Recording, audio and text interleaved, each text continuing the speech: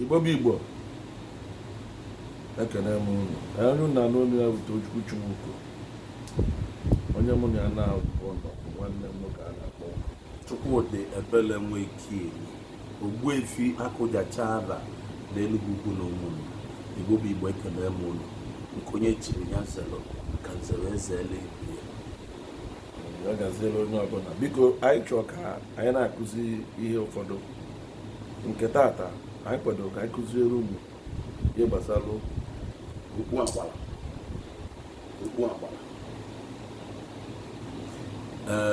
Igbo bụ Igbo ịma na Igbo na-asụ n'inu ọ bụrụ ka ndị a ji eme mana ofu Igbo ahụ.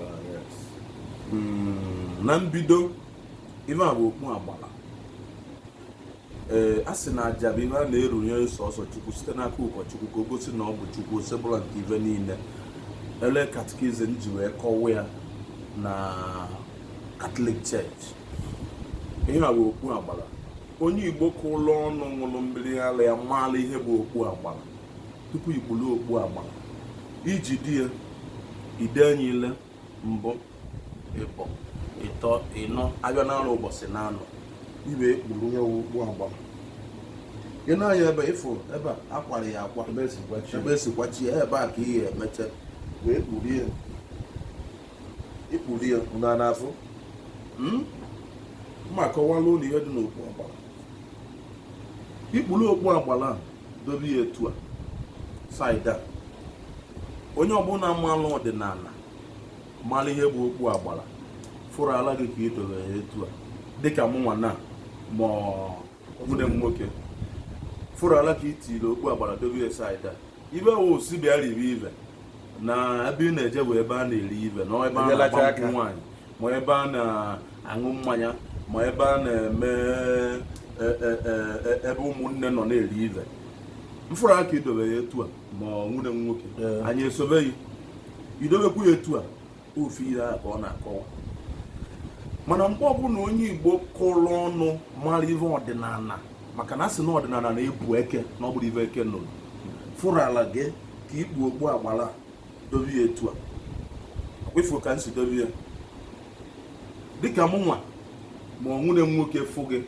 ihe o gosi bụ na o nwee ebe ị na-eje na ebe ị na-eje dị gị ezigbo mkpa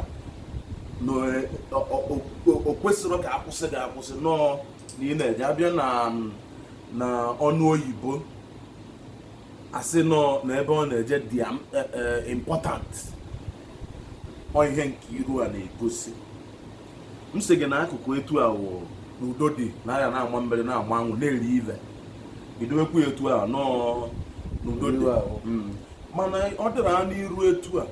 o gosi na o nwee ebe ị na-eje na ihe adịghị ezigbo mkpa maka na emebe amala odogwu iwe bịazịa kpuru nyawa okpu agbara were ya wefe gị n'azụ etu a onye ọbụla mmalụ dịka mụnwa na nwunye m nwoke nọ na-akwa ọrịa ibe ọ na-egosi na ife melụba anyị nwoke atụla ime akwụchalụ n'ọmụ ji eziri n'ite pụọ mee udeze na anyị anaba o gosiri na ife emelụ etu esi tụfe gị azụ wụ na isi dalụ na mmadụ nwụrụ onye ọnwụ na ịfụ na ana gburu ya okpu agbara tụfe gị azụ ma a na ife mmelụ ọbara ụlọ ejubazi onye ahụ kee na ihe gazili gị bụ isobe onye ahụ ịfụ ibe mmelụ ọ nkọwa nsị ka nkọwalụ unu gbasara onye bụ okpu agbara. Igbo bụ Igbo ekene m unu asị m nke onye chi nya zelo ya gazie ịnwa ihe a ji na-ekwu ihe a ọtụtụ ndị na-egwere okpu a na onwere ihe ọwụ ọtụtụ ndị onye kpụzielu okpu ọtụọ ebe sọrọ ya ọ kwesịrị ka onye ọbụla bụ onye Igbo na-enye anya n'ihe anụnwa itinye kesaelie ndị Igbo niile ka onye ọbụla bụ onye Igbo ya ekpu okpu a mara ebe o ya atụ ya site n'ebe ị na-eje ya maara anyị mma Igbo maka nne ya ụbọchị ọzọ anyị ga-abịa anyị akọwala unu iwe bụ okpu agbara ihe anyị kọwara unu ele eji eme ya bụ aba na-asụ ọnya nri anyị ka ya akọwalụ na ibe gbasalụ okpu agbala ndị na-ekpu okpu agbala na ọ bụrụ isi niile na-ekwu ogidi etu a ka ọ dị isi akara aka bụ ogidi anyị kwu onye olu otukwu onye tie ya gbata daalụnụ unu anụghị na ntị na anụ ya nara ara ka ugbu a taa mana eziokwu ya gazie ise